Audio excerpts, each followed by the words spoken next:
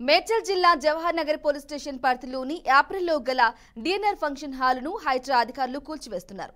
ప్రభుత్వ భూమిలో అక్రమంగా ఫంక్షన్ హాల్ నిర్మించారని భారీ పోలీస్ బందోబస్తు మధ్య హైడ్రా అధికారులు కూల్చివేతలు కొనసాగిస్తున్నారు.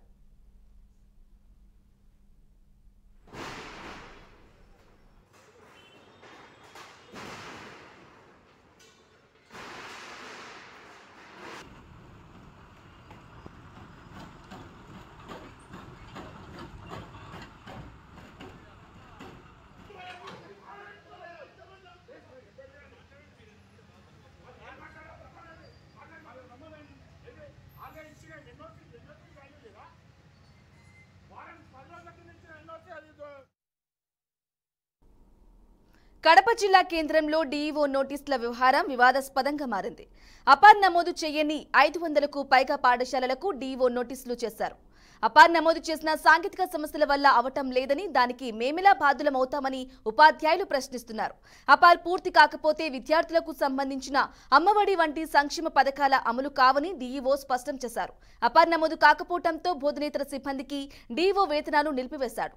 దీంతో నోటీసుల వ్యవహారం వివాదాస్పదంగా మారింది. డీఈఓ వ్యవహార శైలిని ఉన్నతాధికారుల దృష్టికి తీసుకెళ్లి ఉపాధ్యాయ సంఘాల నేతలు తెలిపారు.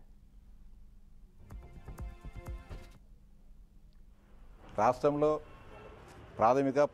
ప్రాథమికోన్నత పాఠశాలలో చదివే విద్యార్థుల యొక్క వివరాలను నమోదు చేయాలని చెప్పి, అంతేకాకుండా వారి పిల్లలకు సంబంధించిన ఆధార్ నెంబరు, వారికి సంబంధించిన జన్మ తేదీలను అన్నింటిని కూడా సక్రమంగా నమోదు చేయాలని చెప్పి రాష్ట్ర ప్రభుత్వం ఆపార్ అనే కార్యక్రమాన్ని శ్రీకారం చుట్టడం జరిగింది. దాదాపు నెల రోజుల క్రితం నుంచి ఈ కార్యక్రమం జరుగుతోంది. ఇప్పటికీ అన్ని పాఠశాలలు కలిపి రాష్ట్ర వ్యాప్తంగా దాదాపు 75 నుంచి 80% వరకు పూర్తి కావడం జరిగింది. మరో 20% పెండింగ్లో ఉంది.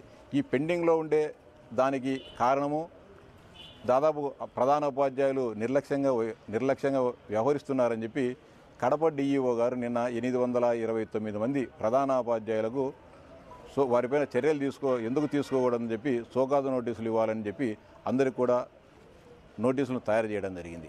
కానీ ఇక్కడ ప్రధానమైన సమస్య, పిల్లల దగ్గర ఉన్న సమాచారం అంతా కూడా వాళ్ళ తల్లిదండ్రులు పిల్లల యొక్క సమాచారాన్ని వాళ్ళు ఏ పాఠశాలలో చదువుతున్నారో ఆ పాఠశాల అధ్యాపకులు ఉపాధ్యాయులకు ఇవ్వడం జరిగింది. వాటిని నమోదు చేయడం జరిగింది. ముఖ్యంగా విద్యాశాఖ అధికారులు కూడా విపరీతమైన మన పని ఒత్తిడి పెట్టినందువలన చదువుకుంటూ పడే అవకాశం ఉంటుంది. కాబట్టి సామరస్యపూర్వకంగా ప్రశాంత వాతావరణంలో వాళ్ళందరితో ఒకవైపు చదువు చెప్పాలా, మిగతా అనేక ఇతరత్ర పనులు ఉన్నాయి. కాబట్టి వాటన్నిటిని కూడా సజావుగా చేయించుకోవాలి. అంతేకాకుండా ప్రభుత్వానికి ఎలాంటి చెడ్డ పేరు రాకుండా చూసుకోవాల్సిన బాధ్యత విద్యాశాఖ